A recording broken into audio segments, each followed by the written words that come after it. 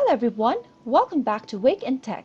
Today, I'm going to be helping you learn how to download Instagram application on your PC. So keep watching the video till the end if you'd like to learn how. Subscribe to our channel by hitting the subscribe button, press the notification bell icon so that you'll never miss another update from us.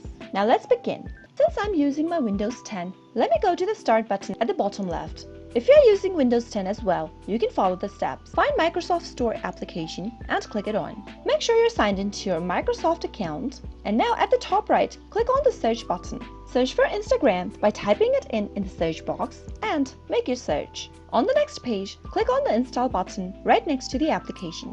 Once you do that, your download will begin. Once the application is installed, simply click on the launch button. You can now minimize this window and you'll be able to see your Instagram application opened up.